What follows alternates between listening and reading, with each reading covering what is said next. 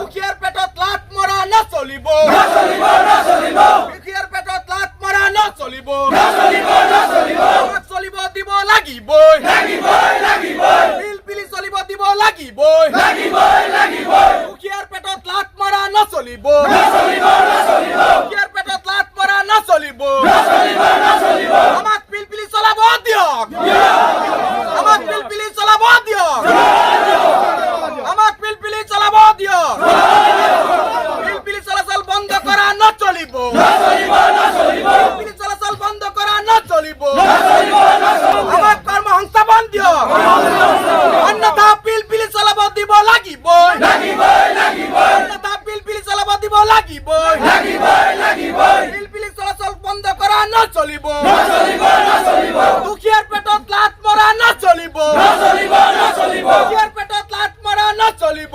মই প্ৰশ্ন কৰিব বিচাৰিছোঁ অসম চৰকাৰ জিলা প্ৰশাসনক আচলতে ৰাস্তাসমূহ অকল ধনী মানুহৰ কাৰণেই নিৰ্মাণ কৰা হৈছে নেকি? এই ৰাস্তাসমূহ চৰকাৰে যে ঘাইপথ আৰু ৰাষ্ট্ৰীয় ঘাইপথ নিৰ্মাণ কৰিছে এইটো অকল ধনী মানুহৰ কাৰণে নেকি? চৰকাৰলৈ প্ৰশ্ন, জিলা উপায়ুক্তলৈ প্ৰশ্ন।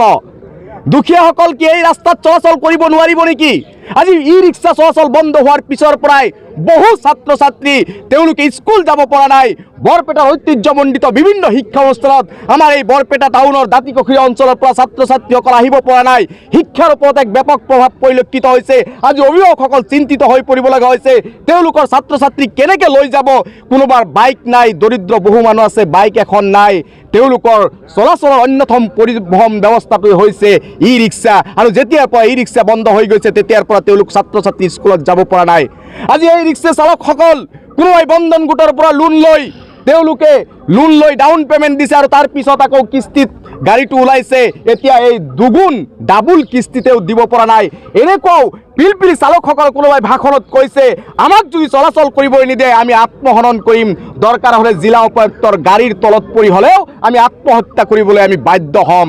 কাৰণ মই জিলা উপায়ুক্তই কৈছোঁ একমাত্ৰ আপোনাৰ সিদ্ধান্তৰ কাৰণে যদি কোনোবা ই ৰিক্সা চালক আত্মহননৰ দৰে পথ বাছি ল'ব লগা হয় তেনেহ'লে কিন্তু আমিও আপোনাক বৰপেটা জিলাবাসী ৰাইজে সুদাই নেৰোঁ। প্ৰয়োজন হ'লে আপোনাৰ বিৰুদ্ধে আইনী যুঁজ দি হ'লেও আপোনাৰ এই কঠোৰ যি সিদ্ধান্ত লৈছে সিদ্ধান্ত যদি শিথিল নকৰে আৰু আপোনাৰ কাৰণে কোনোবা দুখীয়া দৰিদ্ৰ ই ৰিক্সা চালক যদি মৃত্যুবৰণ কৰিব লগা হয় তেনেহ'লে আপোনাক সুদাই নেৰা হ'ব বুলি এটা ঘোষণা কৰিছোঁ আজিৰ দিনত। গতিকে আকৌ অনুৰোধ কৰিছোঁ বৰপেটা সদৰ সমষ্টিৰ বিধায়ক ডাঙৰীয়া, আপোনাক বহু ভোটত জিকাইছে, আপোনাৰ ওপৰত পিলপিলি চালকসকলৰ যথেষ্ট আস্থা আছে। আপোনাক মই কাবৌ কৰিছোঁ, অনুৰোধ কৰিছোঁ যে বৰপেটাৰ সদৰ সমষ্টিৰ বিধায়ক ডাঙৰীয়া অতি শীঘ্ৰে আপুনি জিলা উপায়ুক্তৰ লগত আলোচনা কৰি এই দৰিদ্ৰ জনগণৰ পেটত যি লাত মৰা হৈছে সেইটো বন্ধ কৰক আৰু আপোনাৰ নেতৃত্বত আকৌ এই বৰপেটা জিলাখনত বা বৰপেটা চহৰখনত ই ৰিক্সা চলাচল কৰাৰ কাৰণে এক সুব্যৱস্থা গ্ৰহণ কৰাৰ কাৰণে মই দাবী উত্থাপন কৰিছোঁ। চৰকাৰৰ ব্যৰ্থতা, প্ৰশাসনৰ ব্যৰ্থতা। আজি ৰাষ্ট্ৰীয় আৰু ৰাজ্যিক ঘাইপথত ক'ৰবাত ছাৰ্ভিচ ৰুট আপোনালোকে দেখিছে নেকি? প্ৰথমতে চৰকাৰৰ দায়িত্ব হ'ল ছাৰ্ভিচ ৰুট বনাওক। ৰাষ্ট্ৰীয় ঘাইপথ আৰু ৰাজ্যিক ঘাইপথৰ কাষেদি ছাৰ্ভিচ ৰুট বনাওক, তাৰ পিছত ই ৰিক্সা ৰাষ্ট্ৰীয় আৰু ৰাজ্যিক ঘাইপথত বন্ধ কৰক। তেওঁলোকে ছাৰ্ভিচ ৰুটেৰে চলাই হ'লে তেওঁলোকৰ সন্তানক ল'ৰা ছোৱালীক পঢ়া লিখা কৰাৰ পৰা সকলো পৰিয়াল পোহপাল দিয়াৰ কাম তেওঁলোকে কৰিব পাৰিব। আপোনালোকৰ প্ৰথম যি দায়িত্ব চৰকাৰৰ সেয়া আপোনালোকে পালন নকৰিব আৰু হঠকাৰী সিদ্ধান্ত জাপি দিব, দুখীয়াৰ পেটত লাত মাৰিব, সেয়া কিন্তু আমি হ'বলৈ নিদিওঁ। এতিয়া ই ৰিক্সা চালক সন্থা, মালিক সন্থা, স্কুলীয়া ছাত্ৰ ছাত্ৰীৰ অভিভাৱকসকল জাগ্ৰত হৈছে। প্ৰয়োজন হ'লে জিলা উপায়ুক্তৰ কাৰ্যালয় ঘেৰাও কৰা হ'ব, প্ৰয়োজন হ'লে DC অফিচত আমৰণ অনশনৰ দৰে কাৰ্যসূচী গ্ৰহণ কৰা হ'ব, প্ৰয়োজন হ'লে ই ৰিক্সা চালকসকলে আত্মহননৰ দৰে ৰাজহুৱাভাৱে যৌথ আত্মহননৰ কাৰ্যসূচী তেওঁলোকে হাতত ল'ব। কাৰণ তেওঁলোকে খাবই পোৱা নাই, তেওঁলোকৰ ছাত্ৰ ছাত্ৰীৰ স্কুল ফিজ দিব পৰা নাই, তেওঁলোকৰ কিতাপ পত্ৰ কিনি দিব পৰা নাই, এখিলা পাত কিনি দিব পৰা নাই। 15 দিন ধৰি তেওঁলোকে কি খাব কি নাখাব, কোনোবাই ৰান্ধিব পাৰিছে, কোনোবাই ৰান্ধিব পৰা নাই। গতিকে প্ৰত্যেকখন কল্যাণকামী চৰকাৰ হৈছে সংস্থাপনৰ দিয়া, সেই সংস্থাপন চৰকাৰখনেতো দিব পৰাই নাই, বৰঞ্চ তেওঁলোকে নিজাববীয়া যি ঋণ লৈ ই ৰিক্সা চলাইছে সেয়াও বন্ধ কৰি পেটত লাত মৰা যি কাম কৰিছে সেয়া বন্ধ কৰিবলৈ আকৌ এবাৰ আহ্বান জনাইছোঁ। আমি যাতে জংগী আন্দোলনৰ দৰে আন্দোলন এই বৰপেটাত কৰিব নালাগে তাৰ কাৰণে হুংকাৰ প্ৰদান কৰিছোঁ।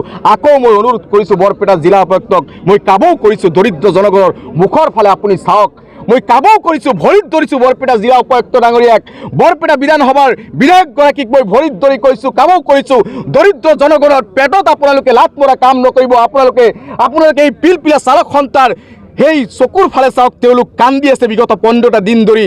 সন্তানে যেতিয়া তেওঁলোকৰ দেউতাকক প্ৰশ্ন কৰে আজি মই মাছ খাম, কিন্তু সেই মাছ এটুকুৰা কিনি দিবৰ কোনো এজন ই ৰিক্সা চালকসকলৰ ক্ষমতা হোৱা নাই, কাৰণ তেওঁলোকৰ সম্পূৰ্ণৰূপে ইনকামৰ যি জৰিয়া সেয়া বন্ধ হৈ পৰিছে।